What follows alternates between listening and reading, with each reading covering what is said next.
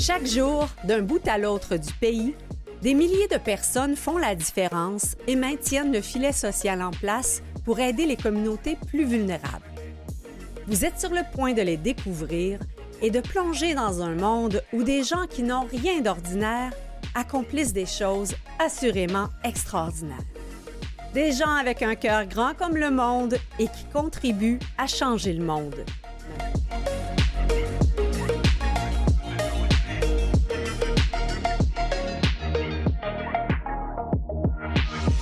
Bonjour tout le monde et bienvenue à une autre belle dose d'inspiration. Qu'ont en commun une Marie-Ange et une ex-Miss Canada? Ce sont d'abord deux femmes très dynamiques qui ont à cœur d'aider leur prochain. Que ce prochain soit une personne âgée seule, une femme victime de violence, un immigrant, un médecin étranger ou encore un chat abandonné. Notre première invitée, Valérie Roy, a fondé il y a tout juste 2 ans le refuge Le Cœur sur 4 pattes qui recueille des chats et des chiens abandonnés et errants dans la région d'Amos pour les faire adopter par des familles aimantes. Cette ancienne Miss Canada nous racontera son émotion lorsqu'elle reçoit des photos d'un de ses petits protégés poilus dans les bras de ses nouveaux maîtres. Quant à Marie-Ange Jeudi, elle a donné son nom à l'organisme Les Anges de l'Espoir qui œuvre auprès de groupes distincts, soit les personnes qui vivent de l'isolement communautaire et social et celles des médecins étrangers qui, eux, vivent de leur côté un isolement socio-professionnel. C'est notre programme cette semaine au Héros Anonymes. Je vous invite à découvrir 2 femmes inspirantes, chacun de leur côté. On fait une courte pause et on reçoit Valérie Roy du refuge Le Cœur sur 4 pattes.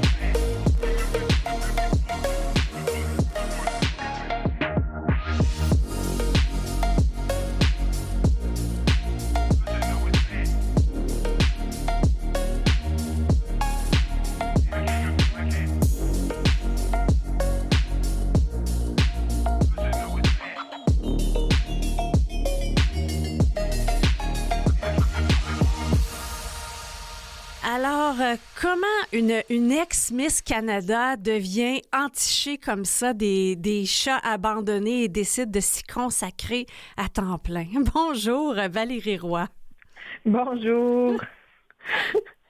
C'est une histoire intéressante qui est la vôtre et qui démontre tout l'engagement que vous avez dans la communauté. Mais je suis curieuse de voir un petit peu là, comment on fait ce type de parcours-là. Puis on parlera ensuite vraiment comment vous avez structuré le refuge, développé vos partenariats et autres. Donc, ramenez-moi un petit peu avant, là, comment est née cette impulsion-là de créer le refuge? En fait, moi, les animaux, ça a toujours été une grande portion dans ma vie. Depuis que je suis toute petite, ma mère, elle a toujours été impliquée avec les animaux. Là. Ma mère, elle avait un salon de toilettage. On avait une pension d'animaux à la maison. Fait que les animaux ont toujours été présents, moi, dans ma vie. Là. Ça a été une grande partie de ma vie. Et puis, quelques années avant de participer là, au concours de Miss Canada et Miss Glamour International, en fait, j'ai eu des gros problèmes de santé. Et puis, j'ai eu recours à un chien d'assistance. Ah oui, d'accord. Donc, fait que j'ai eu un chien d'assistance qui m'a suivi pendant presque 3 ans.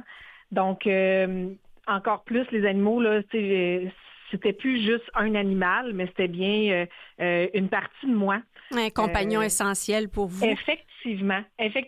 Donc, souvent, il y a beaucoup de gens qui ont tendance à dire, c'est juste un chien ou c'est juste un chat, mais c'est pas juste un animal. C'est un être vivant à part entière. Et puis, quand on a besoin d'un chien pour sortir de chez soi, pour aller juste au dépanneur, faire une commission ou besoin d'un chien pour aller chercher ses enfants à l'école parce qu'on n'est pas capable de sortir de la maison. Puis c'est le chien qui nous aide à le faire. On se rend compte que c'est beaucoup plus que juste un animal. Et puis... peut-être, Valérie, nous expliquer, oui. là, pour peut-être nos auditeurs qui sont moins familiers avec le concept de chien d'assistance. Oui. On voit souvent les chiens Mira pour les personnes oui. qui ont des difficultés visuelles, mais dans le cas qui nous occupe, qui est le vôtre, là, ce n'était pas un handicap, une difficulté visuelle. Là. Comment le chien vous aidait concrètement? En fait, moi, j'ai développé des troubles neurologiques, donc des atteintes au cerveau, et puis on m'a diagnostiqué aussi un syndrome de choc post-traumatique avec anxiété sévère. Donc, le chien que j'ai à la maison, ben moi, il m'aidait beaucoup là à ce niveau-là parce que je faisais des attaques d'anxiété, panique, etc. En plus de mes troubles neurologiques, je me trouvais à faire des crises convulsives un peu, qui ressemblent beaucoup à de l'épilepsie, mais qui n'est pas de l'épilepsie. Donc, ça faisait en sorte que je pouvais paralyser, faire des genres de convulsions un peu partout, n'importe quand. Donc, ce chien-là me permettait de sortir de chez moi pour pas faire de crise d'anxiété ou d'angoisse. En plein milieu de l'épicerie, elle pouvait m'aviser à l'avance. Donc, si elle sentait que j'allais faire une crise, ben, je pouvais simplement me retirer au lieu de faire ma crise de panique en plein milieu d'une rangée, si on veut. Le chien ressent que la panique s'en vient, est capable de ressentir. Et vous fait quoi? Il vous touche d'une manière spéciale? Exactement. Souvent, elle allait me donner des coups de nez. Plusieurs coups de nez pour dire attirer mon attention, dire hey, ça marche pas, puis là tu essaies de comme ben voyons, laisse-moi tranquille, puis là elle continue, puis elle continue, puis elle continue. Fait que comme ça, ben là tu dis ben voyons, il y a quelque chose qui marche pas, et là tu fais le lien dans ta tête et oh OK, elle me fait signe qu'il y a quelque chose qui va se passer là. Elle m'avertit qu'il y a quelque chose qui marche pas. Fait que là je comprenais que ça allait pas bien. Puis là, effectivement, dans les minutes qui suivaient, je commençais à ressentir les effets dans mon corps qu'il y avait une crise qui s'en venait. Fait que là, je pouvais simplement me retirer puis aller me mettre à l'écart plus loin pour pouvoir laisser passer la crise, là. Ouais. Fait que c'est pas juste pour les aveugles. Les gens pensent que c'est juste pour les aveugles ou les malvoyants, mais non. Il y a beaucoup d'utilité aux chiens d'assistance maintenant, là. On les utilise aussi pour les personnes autistes, les gens qui ont des problèmes... moi, j'ai des troubles neurologiques aussi, mais les gens qui ont seulement les problèmes d'anxiété, là, l'anxiété, c'est énorme. C'est pas juste du stress, là. L'anxiété, ça peut empêcher de vivre. Donc... maintenant, pour l'anxiété, on l'utilise dans les écoles aussi avec les enfants. De plus en plus, il y a des chiens d'assistance qui sont dans les écoles pour aider les enfants qui ont des problèmes à travailler, à se concentrer, qui vivent du stress, de l'angoisse. On en voit de plus en plus des chiens d'assistance et c'est pas juste pour les personnes non-voyantes. Mais quand vous avez décidé de fonder le refuge, c'était pas dans le contexte de développer des animaux qui pourraient avoir ce rôle-là, mais en même temps, vous saviez à quel point, ne serait-ce que la présence rassurante d'un animal aide à, dans le fond, c'est des petites boules de bonheur. Exactement. Exactement. Et puis, je savais aussi que dans ma municipalité, c'était quelque chose qui manquait. Il n'y avait pas de refuge, il n'y avait pas de SPCA, puis des animaux errants, il y en avait beaucoup. Et puis, il y avait une personne qui avait mis un post sur Facebook disant « Est-ce qu'il y en a qui seraient intéressés à partir un refuge à Amos? » Ah oui, et là, OK, c'est ça. Plusieurs qui ont levé la main. Puis là, on a dit « Oui, moi, ça m'intéresse, et c'est parti de là. Donc, on s'est rencontrés, une gang de personnes, et puis là, de fil en aiguille, une rencontre, 2 rencontres, et là, on a bâti le refuge de A à Z à partir d'un post Facebook disant qui est intéressé. Et on est parti d'une gang de passionnés d'animaux, et là, on a bâti tout ça de A à Z, et maintenant, on a 2 bâtiments, on a... présentement, près de 120 chats en permanence, en rotation, parce qu'il y en a qui vont se faire adopter, il y en a des nouveaux qui arrivent, mais on a en moyenne, pas mal, toujours une moyenne de 120 chats qui sont ici au refuge. On prend des chiens occasionnellement parce qu'on n'est pas tout à fait 100% installé encore. C'est tout nouveau pour vous, les chiens, là, parce que ça nécessite des installations plus complexes, des enclos. Exactement. On n'est pas encore 100% installé pour les chiens. Mais c'est effectivement une grosse installation. Mais tranquillement, pas vite, là, on avance dans nos projets, mais on est parti de rien du tout à maintenant, on a deux grosses bâtisses dans la municipalité, puis on dessert 15 municipalités dans la MRC d'Abitibi. Et puis, Et tout ça en 2 ans, en moins de 2 ans. Oui, en moins de 2 ans, effectivement. On n'a pas loin de... On a un petit peu plus que 600 chats là, de sortie de la rue en un petit peu moins de 2 ans. Quand on nous a fait la proposition de vous recevoir à l'émission, effectivement, je me suis spontanément demandé, mais n'est-ce pas le rôle de la SPCA? Et là, vous me dites qu'ils ne sont pas dans la région. Premièrement, qu'est-ce qui distingue le refuge du cœur sur 4 pattes, la SPCA peut-être? Et aussi, qu'est-ce qui fait que vous avez été capable de desservir la région alors que la SPCA avait choisi peut-être de ne pas s'y installer? Bien, en fait, il y en a dans la région de l'Abitibi-Témiscamingue. C'est que nous, dans notre portion à nous de la MRC, il n'y en avait pas. Il y avait un service privé de quelqu'un, mais ça faisait quelque temps là, que cette personne-là était malade, donc le service était plus ou moins présent. Et puis, ce qui différencie, là, dans le fond, notre rôle de la SPCA, en fait, c'est simplement une question de conseil d'administration et de règlement interne. Là. La SPCA versus un refuge, c'est une question d'appellation et de... moi, je compare un peu avec une franchise, si on veut, quelqu'un qui veut se partir un casse-croûte versus acheter la franchise McDonald's. Oui. C'est un peu la même chose.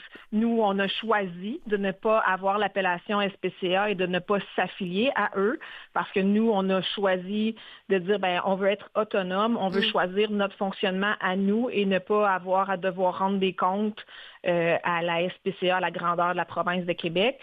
Donc, on voulait choisir notre propre fonctionnement. On connaît notre réalité de notre région éloignée qui est totalement différente, en fait, des grands centres. Donc, c'est vraiment un choix personnel qu'on a fait, nous, ici, là. Parce qu'en fait, on fait exactement la même chose que la SPCA. Mais c'est que déjà aussi, en termes de parties prenantes, il y a d'abord la municipalité qui vous a confié le mandat. Donc, c'est déjà un partenaire auprès de qui, d'une certaine façon, vous vous rendez des comptes parce que c'était pour adresser un problème, en fait, régler un problème là, de surpopulation de chats errants, si je comprends bien. Exactement. En fait, comme je disais, on dessert 15 municipalités au travers de la MRC. Donc, on a quand même beaucoup de municipalités là. Au niveau de l'Abitibi, pas de Témiscamingue, mais au niveau de l'Abitibi, il y a 2 refuges et 2 SPCA et on est celle qui occupe le plus grand territoire en termes de kilomètres carrés. Là. Et comment, là, on va parler tout à l'heure un peu du processus d'adoption, mais au niveau de la cueillette, en fait, le volet là où vous allez chercher les chats abandonnés, comment ça se passe? Est-ce que c'est j'imagine qu'il y a différentes situations, que ce soit des chats qui sont errants parce qu'il y a une multiplication avec les différentes portées ou encore des gens qui malheureusement doivent les abandonner? Bien, on a un peu de tout, effectivement. On a, oui, des chats errants qui vivent dans la rue ou même dans le bois parce que, bon, ici, on ne se cachera pas, la forêt est quand même très, très présente. Donc, les gens nous communiquent et disent, bon, ben j'ai trouvé un chat ou j'ai un chat qui vit sous mon balcon ou dans ma chaîne à bois ou ça c'est quand même assez fréquent qu'on voit ça. Et là, dépendamment de la situation, des fois les gens sont capables de les approcher, puis des fois les gens vont venir nous les porter eux-mêmes. Des fois, on doit se rendre sur place avec des cages trappes parce qu'il y a des chats qui sont sauvages, c'est pas tous les chats qui sont sociables non plus. Et oui, malheureusement, il y a des abandons aussi. Il y a différentes sortes d'abandons. Il y a des gens qui vont abandonner leur animal dans le bois ou carrément dans la rue, vont ouvrir la porte, vont jeter l'animal dehors ou vont aller le porter quelque part en disant, il va se débrouiller, c'est un chat, c'est un instinct de chasseur, il va chasser puis il va survivre. Malheureusement, c'est pas vrai. C'est pas tous les chats qui ont l'instinct de chasseur, surtout si c'est un chat qui a été domestiqué dans une maison. Donc, il y en a qui survivent pas malheureusement. Et on a des abandons volontaires que les gens, au moins, ils ont le bon réflexe de venir nous les porter ici. Donc, ils viennent nous voir, puis ils font un abandon volontaire, ils payent les frais qui viennent avec, et puis ils nous laissent l'animal, mais au moins l'animal n'a pas à se débrouiller pour essayer de survivre dehors. Mais je pense qu'il y a beaucoup d'organismes de votre secteur qui font particulièrement un appel de sensibilisation dans le temps des déménagements là, pour qu'il y ait en fait, que ça se passe de façon la plus responsable possible. Exactement. Bien que Justement, on va prendre une courte pause, Valérie, puis on va parler justement de l'adoption par la suite. Parfait.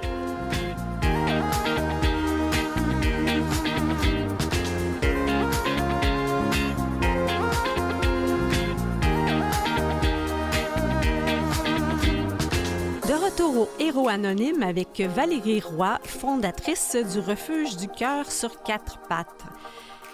Valérie, on disait que pour toutes sortes de raisons, des fois, on doit malheureusement... je veux pas dire qu'on doit abandonner parce qu'il me semble que ça marche pas dans la même phrase.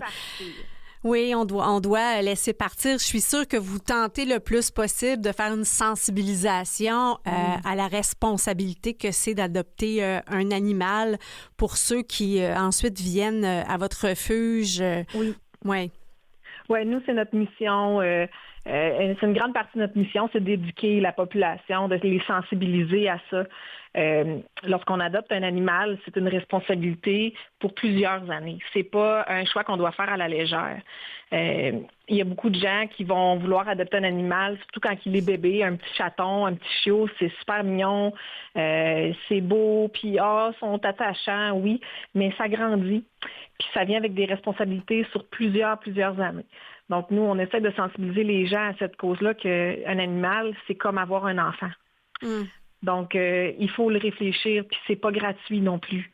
Même si on prend l'animal, souvent, il y a des gens qui vont donner des animaux sur les sites Internet comme Facebook et ces choses-là.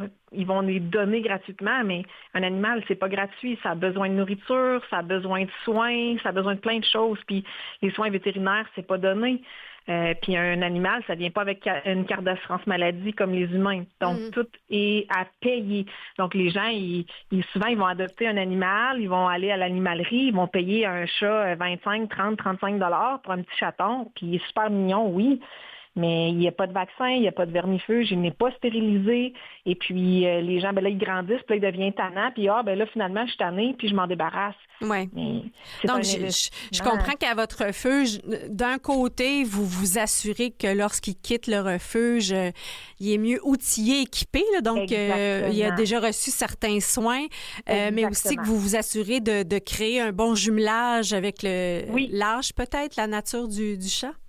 Bien, pas juste l'âge. Nous, ce qu'on veut, c'est qu'il y ait un match parfait avec les adoptants. Donc, les gens ils nous disent, moi, je veux un chaton, mais on veut être sûr qu'ils sont conscients qu'un chaton, il y a une phase préadolescence, il y a une phase adolescence. Vous continuez maison, sur le lien, oui. Il va être tannant comme un enfant. Il va courir partout. Ça se peut qu'il y ait qu'il fasse des nuits blanches, qu'il court dans la maison puis qu'il ne dorme pas. Puis ça se peut qu'il détruise vos bouquets, puis qu'il saute sur les comptoirs, puis sur la table. Puis... Fait qu'on lui fait comprendre cette portion-là. Finalement, peut-être je vais prendre un chat un petit peu plus vieux. OK. On y va vraiment pour avoir un match parfait. Nous, notre but, c'est que l'animal, il passe la vie là et qu'il ne revienne pas au refuge. Donc, les gens, on veut qu'ils soient conscients, puis quand ils adoptent, que ce soit une adoption pour la vie. Donc, on veut vraiment que ça clique entre l'animal et la famille. Puis on a une période d'essai aussi à la maison qui permet aux gens de voir si ça fonctionne ou pas. Si l'animal arrive à la maison puis ça marche vraiment pas avec les gens, on lui permet de ramener l'animal dans un délai X, et puis soit de faire une tentative avec un autre. Des fois, c'est juste ça clique juste pas avec soit les enfants ou un autre animal qui ont déjà à la maison, ou on permet même de rembourser pour éviter que l'animal soit adopté, puis au bout de 6 mois, je m'en débarrasse finalement, ça marche plus, puis on fait une période d'essai, puis on fait vraiment remplir un questionnaire avant même l'adoption pour être sûr d'avoir le bon match. Et comment vous réussissez à faire tout ça? Avec quel type d'équipe, Valérie, qui vous appuie dans cette mission? En fait, j'ai une merveilleuse équipe. Là. J'ai des gens incroyables qui travaillent avec moi. J'ai d'autres membres fondateurs qui sont avec moi depuis le tout début. Ceux qui ont répondu à l'annonce avec vous? Oui, tout à fait. J'ai d'autres membres fondateurs qui sont là. J'ai des employés extraordinaires. J'ai beaucoup de bénévoles. Je ne pourrais pas fonctionner sans les bénévoles. Eux autres, on les oublie souvent. Les gens ils ont tendance à oublier les bénévoles, mais ces personnes-là sont juste incroyables. Ils donnent de leur temps gratuitement, puis ils viennent régulièrement, plusieurs fois par semaine. Ils passent du temps avec les chats, ils viennent entretenir les chatteries, les cages. Eux autres sont incroyables. Je fais affaire aussi avec, j'ai une technicienne en santé animale qui est ici une journée par semaine. Les cliniques vétérinaires de toute la région, on travaille avec plusieurs cliniques vétérinaires pour offrir tous les soins aux animaux parce qu'on a des petites bêtes qui n'arrivent pas toujours ici en santé, là. Des fois, il y en arrive, là, ils sont très, très maganés par la vie, soit qui ont, comme là, ces temps-ci, avec l'hiver, des engelures. On en a beaucoup qui ont perdu leurs oreilles dernièrement, la queue qui a gelé puis qui a tombé, et la queue a tombé à moitié, là. Puis les oreilles, il y en a qui ont perdu leurs oreilles à moitié, aux 3/4, perdu les bouts d'oreilles. Donc, ils sont très, très blessés. Il y en a qui arrivent qui se sont battus à l'extérieur parce que surtout les matous qui sont pas stérilisés puis qui sont libres dehors à eux-mêmes, ben ça se bat. Donc, ça arrive avec plein de plaies, des blessures. Il y en a qui tombent malades, qu'on est obligé de faire euthanasier. Malheureusement, j'ai dû en euthanasier un encore hier soir qui était très, très, très malade. Oui, j'ai lu votre billet sur Facebook. On lisait toute votre tristesse là, de ne pas avoir été en mesure là, de prolonger, mais le chat était déjà en mauvais état, mais on le voit sur votre page Facebook à quel point il y a de l'amour à travers tout ça.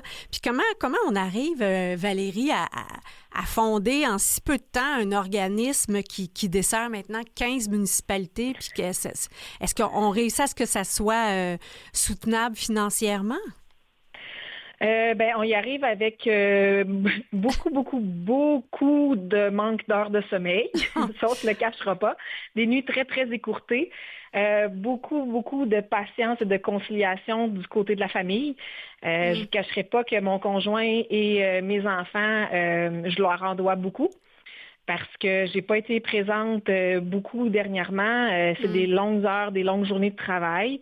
Puis sont très compréhensifs. Je suis chanceuse, mes enfants sont quand même rendus assez grands, là, sont capables de se débrouiller en partie tout seuls. Mais c'est beaucoup d'heures, beaucoup d'investissements, de temps. Au niveau financier, si ce n'était pas de la population qui nous aide énormément, on n'y arriverait pas. Oui, on a des contrats avec les municipalités, mais c'est jamais suffisant. Donc, on a beaucoup de soutien de la population. Les gens nous aident beaucoup. On a fait des GoFundMe, on a fait, avant Noël, on a fait un moitié-moitié. On a ramassé près de 20 000 $. Ah, quand même. Oui, c'est vraiment, là, les gens sont là, ils répondent présents. En fin de semaine prochaine, on fait une collecte de canettes et bouteilles. Les gens viennent nous faire des dons régulièrement, plusieurs fois par semaine. Il y a des gens qui rentrent au refuge, nous apportent des boîtes, des sacs de litière, de nourriture, des jouets, des arbres à chat, des divans, laveuses, sécheuses. Les gens sont vraiment généreux. Ils nous apportent des dons en argent, ils nous font des virements de dons en argent. On est vraiment chanceux parce que si ce n'était pas de la population qui nous appuie comme ça, on n'y arriverait pas. Ça, c'est sûr et certain. Les frais de vétérinaire, les frais des locaux, les frais des salaires et tout ça, c'est sûr qu'on n'y arriverait pas. Donc, ça demande beaucoup de passion et d'engagement de votre part. Oui, vraiment beaucoup, parce que je vous dirais là, que les membres fondateurs, on compte pas nos heures. On les compte pas. On le fait parce qu'on aime ça. Est-ce que les enfants ont l'occasion de donner un coup de main avec les chats? Nos enfants, à nous, oui. Parce que malheureusement, c'est sûr que les enfants qui veulent venir nous aider au niveau des assurances et de la CNESST, ça prend 14 ans. Mais nos enfants, à nous, ils viennent à l'occasion. Moi, j'apporte des fois des animaux à la maison. Là. Dernièrement, c'est arrivé à quelques reprises qu'on a eu des petits chatons de quelques jours de vie, pas de maman, qu'on doit biberonner jour et nuit. Oui. Donc, encore, là, il y a 2 semaines, 3 semaines, là, j'avais 3 petits chatons de 12 heures de vie là, que j'ai biberonnés jour et nuit. Malheureusement, ils n'ont pas survécu, mais j'en ai un à la maison. Là, j'ai biberonné les 4 frères et sœurs. Et puis, il m'en reste seulement un qui a survécu, mais là, il est encore à la maison. Et puis, mon fils, il a biberonné plusieurs fois avec la petite seringue, puis ma fille aussi. Donc, oui, il participe là, quand même là, en partie. C'est sûr qu'ils font pas les tâches de litière, là. Ça, j'ai l'impression qu'à peu près tous les enfants et les ados sont récalcitrants. Ouais, c'est ça. Mais quand vient le temps de cajoler, oui, ils sont toujours là. Donner le biberon, ça, sont présents. C'est la même chose à la maison chez moi. Exactement. Exactement. C'est comme quand on leur demande de vider le lave-vaisselle. Ça, ils sont pas trop présents, mais quand on leur demande quelque chose qu'ils aiment faire, ça, c'est « Oh, je vais le faire, je vais le faire, je vais le faire ». Ceci dit, je pense, Valérie, il y a eu un beau projet avec une école de construction d'abris extérieurs. Parlez-nous-en. Oui, tout à fait. Mais en fait, au début février, on a reçu des appels de gens qui avaient retrouvé des chats errants dans le bois, proche d'une mine. Je m'excuse, j'ai un chat qui fait ses griffes à côté de moi. C'est ça que vous entendez, là, il joue d'une boîte de carton. Donc, c'est ça, on a reçu un appel comme ça qu'il y avait des chats errants près d'une mine, puis là, on s'est mis à recevoir un autre appel, puis un autre appel et un autre appel. Et de fil en aiguille, au total, nous, on a récupéré 31 chats dans le bois qui ont été attrapés à la main par des citoyens. Et on a su que le MAPAC en avait récupéré 22 aussi. Donc, c'est des gens qui avaient été, excusez l'expression, mais garrochés, carrément garrochés des chats dans le bois pour s'en débarrasser.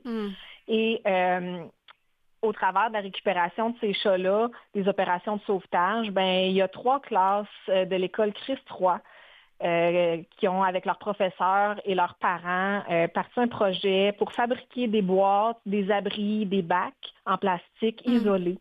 Donc, ils ont fabriqué ça en classe. Puis je m'en vais les rencontrer justement lundi matin. Je vais passer l'avant-midi à l'école pour leur montrer des photos de ce qu'ils ont fait, puis des chats qu'on a ramassés. Ça l'a permis justement de faire des beaux abris pour que les chats puissent rentrer à l'intérieur, mais que les trous ne soient pas assez gros pour que les renards, les coyotes, les lynx, les loups puissent aller à l'intérieur. Puis c'était tout isolé avec des grosses couvertures, puis ils pouvaient mettre des bols de nourriture. Ils ont été avec papa-maman acheter des petites cannes de nourriture, de chat. Mais Valérie, je vois là une belle façon d'enseigner autant les mathématiques et les sciences et enseigner les qualités humaines. Si on veut en savoir davantage sur votre refuge du cœur sur 4 pattes, site Internet, page Facebook surtout? Oui, page Facebook, Refuge le cœur sur 4 pattes. Site Internet www.refugelecœursurquatrepattes.com, 4 en chiffres. Et puis, on est toujours présent, bien actif sur la page Facebook surtout. Vous pouvez nous écrire via la page Facebook. Merci beaucoup. Merci beaucoup, Valérie. Vous êtes un cœur sur 2 pattes.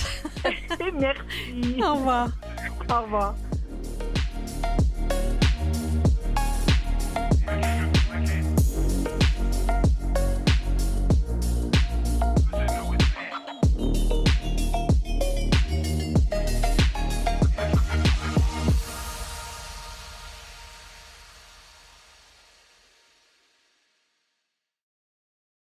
Vous écoutez Les Héros Anonymes avec Chantal Doré. Notre prochaine héroïne anonyme s'appelle Marie-Ange Jeudi et elle a, on pourrait dire, un peu baptisé de son prénom. Elle s'en est inspirée pour créer l'organisme Les Anges de l'Espoir qui agit à plusieurs niveaux. Mais je vais lui laisser la parole pour nous raconter un peu les différents volets de son organisation. Je vous la présente, Marie-Ange Jeudi. Bonjour Marie-Ange. Bonjour Chantal, bonjour l'équipe des héros anonymes. Merci beaucoup, vraiment. Merci pour l'accueil. Je suis vraiment touchée d'être ici avec vous aujourd'hui parce que c'est l'occasion pour moi, quand vous m'avez rapproché, vraiment c'est une occasion de vous parler de cette belle association, cet organisme qui, premièrement, qui me tient à cœur, qui est très essentiel pour la communauté. C'est un organisme qui a été fondé depuis plus de 10 ans, depuis 2013, avec une mission simple, Chantal. Oui. Mais c'est essentiel. Cette mission, c'est de briser l'isolement, redonner confiance et accompagner ceux que le système laisse trop souvent de côté. Oui. Que ce soit les femmes violentées, les aînés, des nouveaux arrivants ou les médecins formés à l'étranger. Ben oui, c'est ça, là, c'est qu'il y a différents sous-groupes et en fait, le but commun de votre présence à l'émission, c'est effectivement de saluer les gens qui aident à maintenir le filet social en place. Donc, c'est grâce à des interventions telles que les vôtres qu'on réussit à compléter un peu ce que l'État fait et de faire en sorte qu'on brise cet isolement qui est trop présent. Donc, peut-être nous parler, là, parce que, bon, vous dites les médecins étrangers, et tu sais, spontanément, j'essaie de voir un peu, j'imagine on parle à ce moment-là plus d'un isolement socio-professionnel, tu sais, versus, mettons, un immigrant qui est pas nécessairement un médecin ou une personne âgée ou autre. C'est différents types d'isolement que ces personnes-là vivent. Exactement. Alors, c'est en 2013, quand l'association a commencé à travailler, c'est bien ce que tu dis, Chantal, c'est, vous savez, il y en a beaucoup de centres d'hébergement qui aident les femmes violentées, mais nous, notre travail était situé un peu plus sur le bien-être mental. Alors, c'est pour cela, en 2013, nous avons aidé plusieurs femmes violentées qui se situent dans les centres avec des activités mieux-être en santé. Alors, cette activité, nous allons vers ces femmes pour les donner vraiment espoir via des soins de beauté, de soins esthétiques. Mais l'idée dans tout ça, c'était premièrement que ces femmes puissent faire confiance avec un organisme comme la nôtre et puis pour les attirer à avoir dans nos activités, dans les ateliers mieux-être mental que les professionnels font à l'intérieur, alors à l'intérieur de l'association. Dans le fond, c'est quoi? Nous établirons des liens avec les organismes et les femmes en les offrant des soins de santé et après, les professionnels des Anges de l'Espoir qui sont dans les Anges de l'Espoir préparent des activités sur la santé mentale afin vraiment de compléter un travail pour pouvoir les aider à prendre soin d'eux et de leur famille. Donc, qui sont ces professionnels? Parlez-nous un peu de votre équipe là, qui conçoit ces différents ateliers et soins de beauté, parce que j'imagine que c'est des compétences différentes. Là. Vous avez parmi vos employés ou des bénévoles, là, des gens qui ont des compétences spécifiques à ces champs-là? Oui, je vais vous donner la ligne directrice pour ne pas être mélangé, parce que quand on dit beauté, on dit santé, c'est deux choses différentes. Mais souvent, il y a des liens quand même, mais... Les liens, oui. Il y a un lien, vous allez voir, c'est pour ça qu'on appelle santé mentale et bien-être. Alors, nous organisons des journées de soins de beauté dans les centres d'hébergement, comme la coiffure, manicure, maquillage, réflexologie, pour redonner la dignité aux femmes. Et juste pour vous dire aussi, c'est pas seulement les femmes, il y avait des aînés, des personnes âgées. Ces journées les journées tombent sur les moments symboliques, comme les fêtes des mères, journée de la femme, la Saint-Valentin. Oui. Mais ce sont des autres catégories de professionnels, comme les professionnels de la coiffure.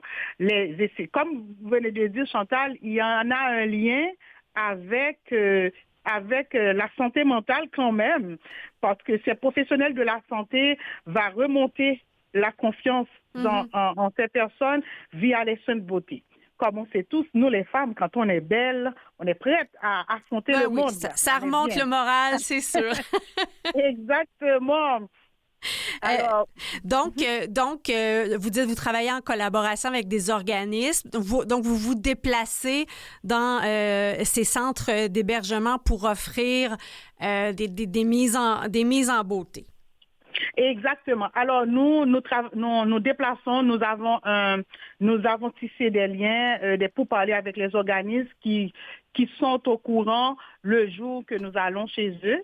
Alors lors des journées comme des journées spéciales, alors on va vers ces personnes pour pouvoir donner ces soins à travers. Nous avons visité plusieurs organismes vraiment sur la rive nord, la rive sud de Montréal, un petit peu partout, plusieurs centres d'hébergement avec une équipe de professionnels et de la beauté.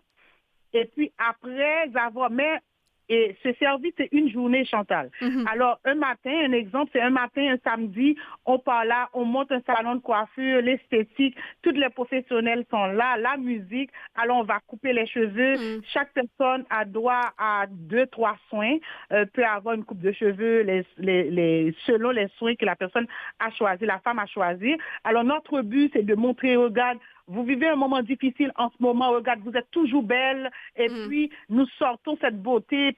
Pour la plupart du temps, des fois, ça fait beaucoup de temps, la personne vit vraiment dans une déprime ou la dépression. Des fois, les cheveux sont longs et puis la coupe est passée, ça fait un petit bout. Alors nous, on va rafraîchir plutôt, excuse-moi, et puis maquiller pour redonner confiance dans cette personne. Alors, nous cherchons le côté vraiment et psychologique à avoir le bien-être de cette personne. Et puis, pour continuer, pour vous dire, Chantal, depuis qu'on est là, c'est un service qui est très bien accueilli et c'est pour cela les organismes, les centres d'hébergement, nous tissons des liens avec eux.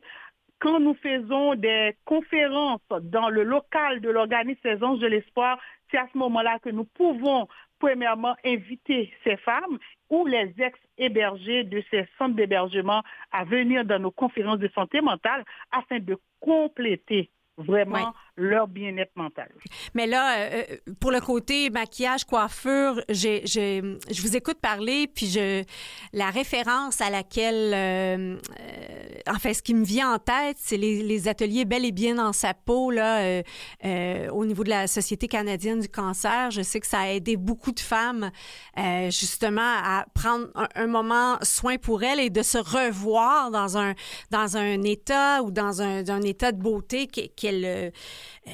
dont elle s'ennuie un peu parce que c'est tellement difficile comme maladie. Je sais que ça a contribué à beaucoup de bien-être chez les femmes. Donc, c'est un peu un modèle de cette nature-là que vous offrez?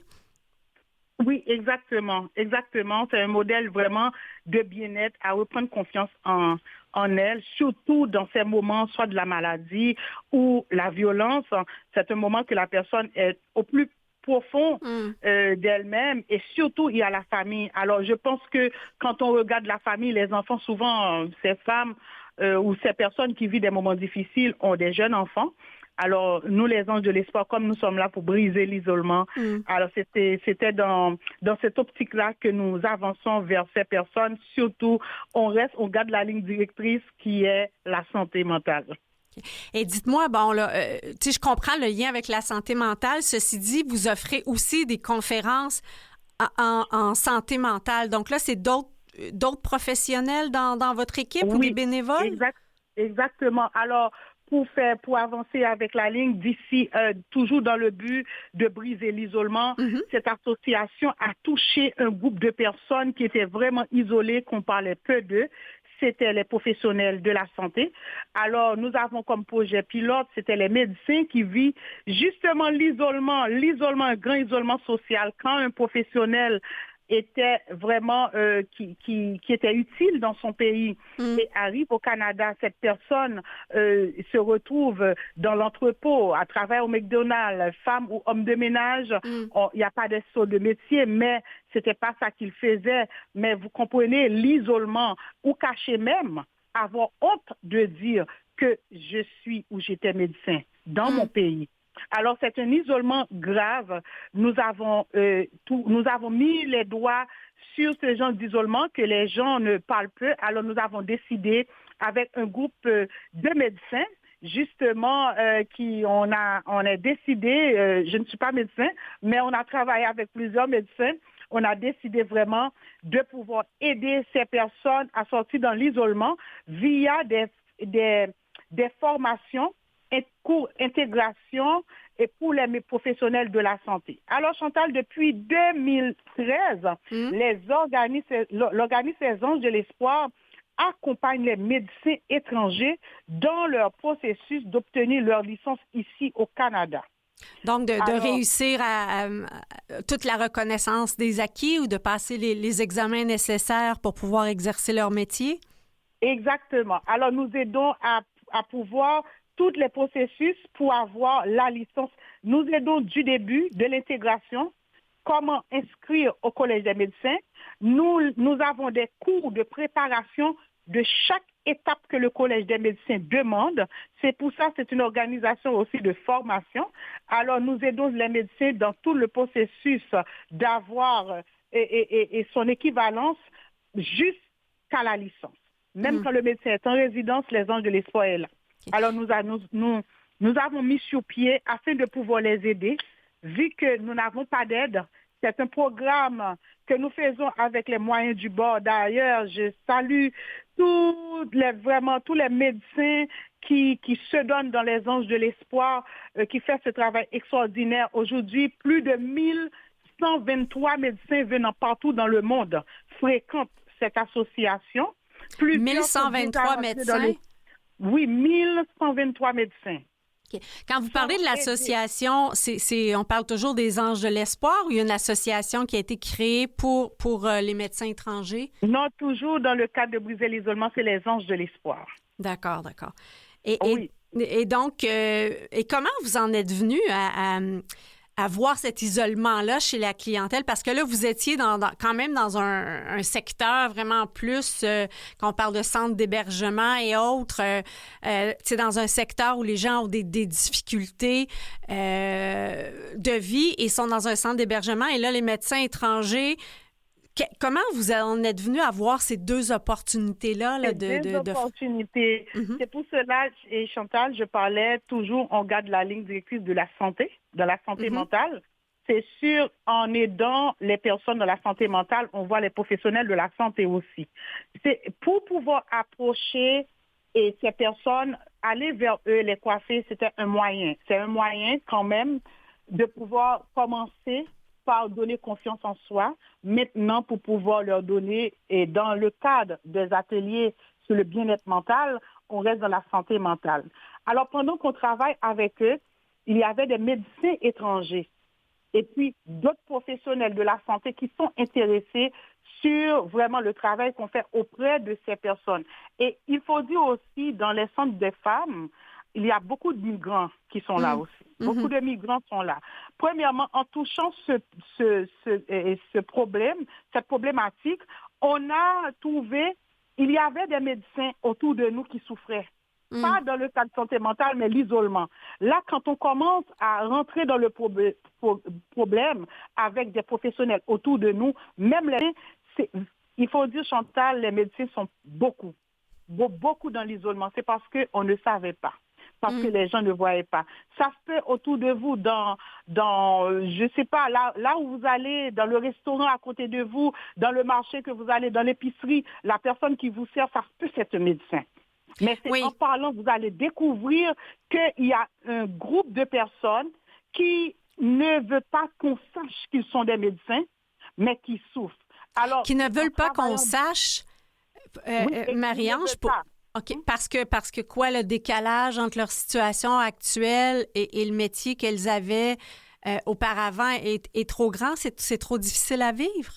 Non seulement c'est trop grand, et comment on les projette aussi. Et je vous donne un exemple. Il y a des médecins, ça arrive à quelques médecins pendant qu'ils sont, je ne sais pas, font le ménage à l'hôpital ou dans une clinique, et puis quelqu'un qui connaissait dans son pays dit « Ah, docteur !» Alors, le médecin, tout ce que cette personne va dire dans son milieu de travail, on va penser qu'il pense qu'il connaît plus que les autres. Je ne sais pas si j'ai bien l'expliqué. Alors, pour ne pas perdre son travail, alors cette personne va cacher si elle est vraiment un médecin. Cette personne va vivre dans l'isolement par peur de perdre son travail. Ça arrive aussi. Il y a quelqu'un qui est préposé aux bénéficiaires qui dit « Je suis médecin ».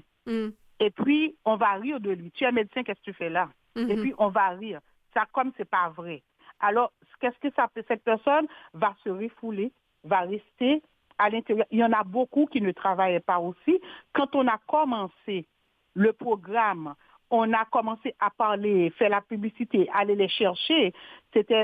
On commence à les chercher. Ils venaient beaucoup, mais commence à voir des pleurs. Il y en a beaucoup qui étaient dans la dépression, beaucoup qui étaient déprimés.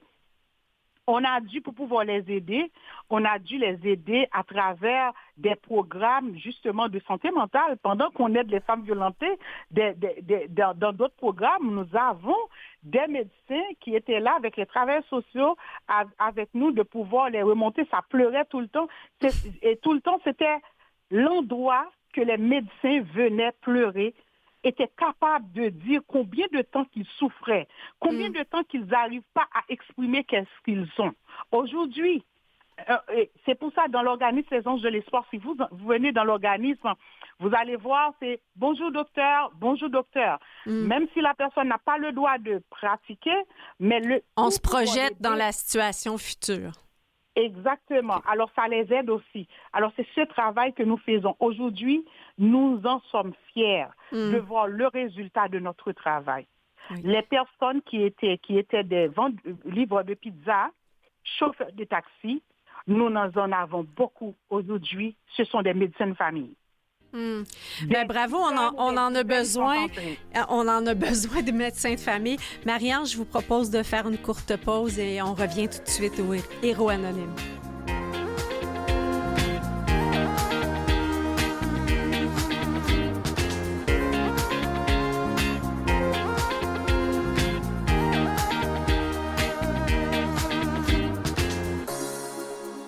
De retour en studio pour notre dernier bloc des Héros Anonymes, nous sommes en compagnie de Marie-Ange Jeudi qui a fondé Les Anges de l'Espoir, qui est là comme ligne directrice de briser l'isolement de différentes manières. Et je pense que, si je comprends bien, Marie-Ange, votre équipe était à l'affût d'opportunités d'être utile, de briser l'isolement, peu importe là, dans quel secteur ça se produit. Dès que vous voyez qu'il y a un besoin, vous êtes en mesure d'y répondre, ou vous avez envie d'y répondre. Oui, surtout, comme j'ai dit encore, surtout le côté psychologique. Ça nous tenait vraiment à cœur. Alors, comme nous aidons les femmes violentées et la ligne directrice aujourd'hui, qu'est-ce qui est extraordinaire, c'est de voir dans les médecins qu'on aide aujourd'hui, il y en a beaucoup, pendant qu'ils sont en train de préparer leurs examens pour le Collège des médecins, il y en a qui sont des infirmières, il y en a qui sont des travailleurs sociaux. Et c'est eux qui redonnent entre-temps à la communauté qui en ont besoin. Alors, si nous continuons avec la ligne directrice, encore, comme j'ai dit tantôt, 1123 médecins ont intégré, ont reçu l'aide de l'organisme Les Anges de l'Espoir. Des dizaines sont déjà intégrés le système de santé grâce à notre soutien. Ces professionnels deviennent des piliers de notre société. Et pour aller plus loin, Chantal, on n'est pas terminé, pour rester toujours dans le domaine de la santé, parce que le chemin était très dur pour eux.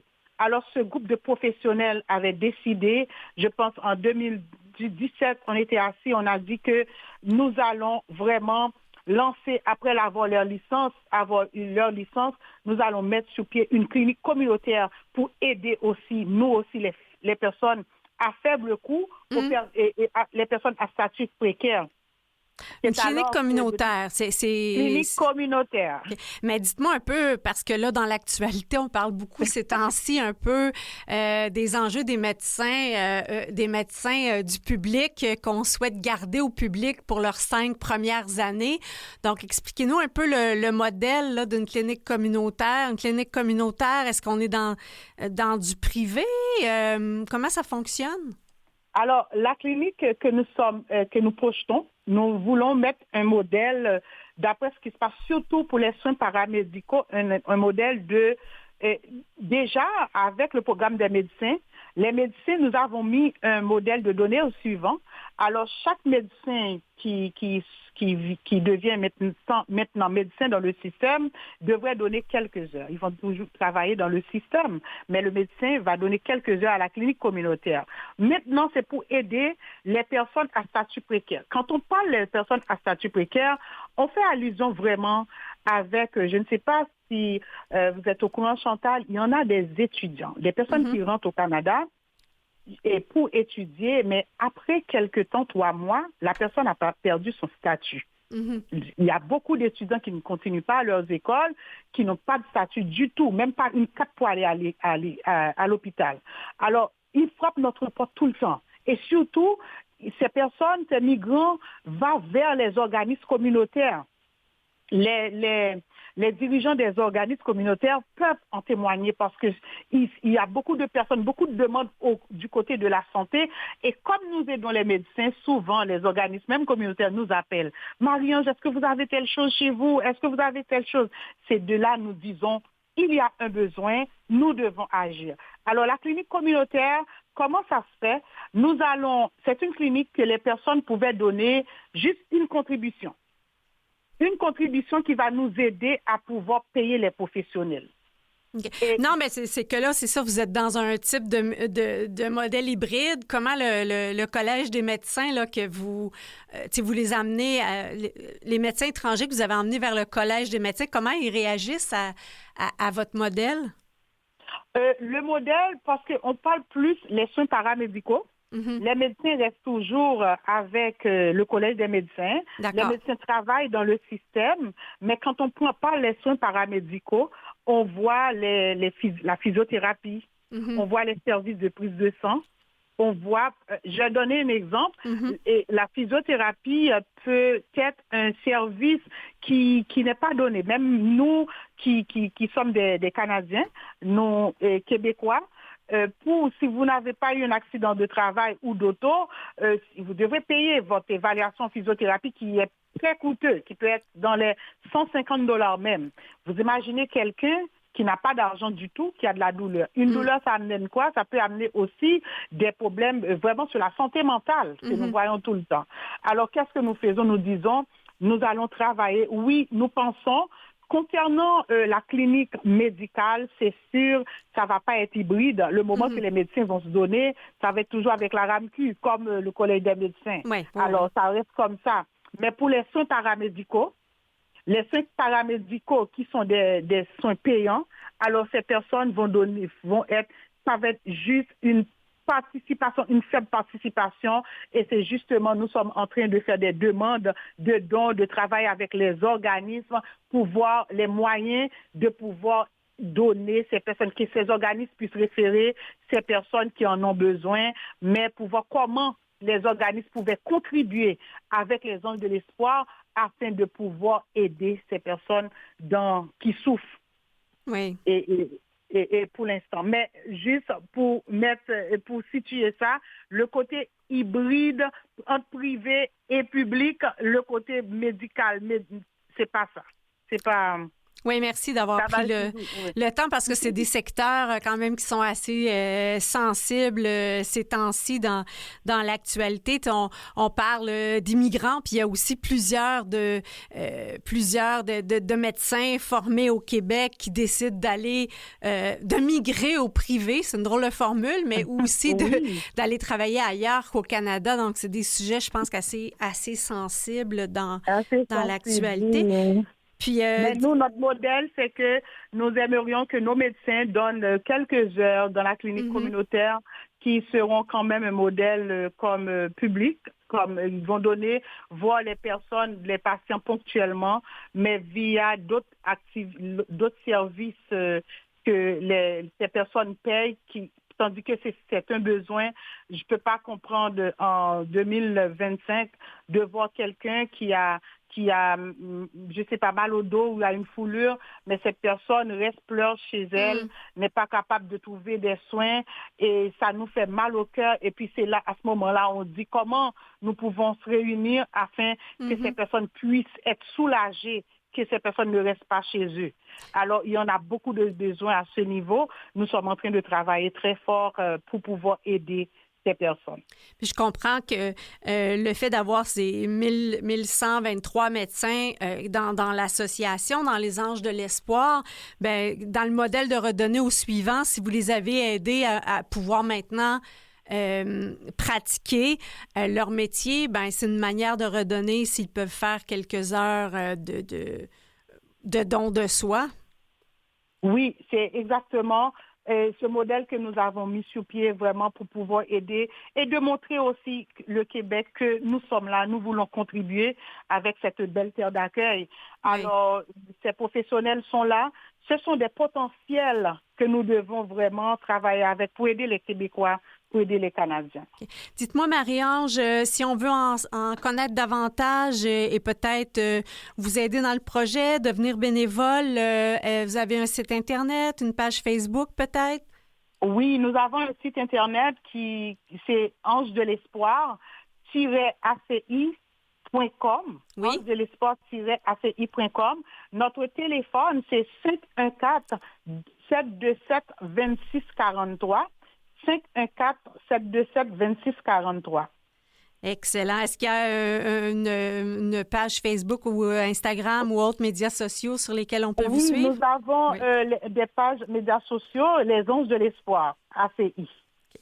ACI, donc pour, c'est ça, je ne sais pas. Action concertée internationale. Action concertée internationale. Oui. Merci, Marie-Ange, de vous dévouer avec toutes ces personnes qui vous côtoient pour, c'est ça, briser l'isolement, vous l'avez dit. Et nous espérons que vous allez pouvoir continuer cette belle œuvre qui est la vôtre, votre grand positivisme. Merci, Chantal. Merci à tous. Merci à l'équipe et Anonyme. Vous faites vraiment un travail extraordinaire. Vraiment, merci. C'est que les gens qui nous écoutent comprennent que les Anges de l'Espoir, c'est plus qu'un organisme. C'est une main tendue, c'est une lumière dans l'ombre. C'est une réponse humaine à des détresses invisibles. Merci tout le monde. Une magnifique conclusion, Marie-Ange. Moi aussi, j'en profite pour remercier notre extraordinaire équipe, Catherine Bourderon, Mathieu Tessier, Jean-Sébastien Laliberté et Chantal Doré au micro. Je vous souhaite une excellente semaine. Portez-vous bien.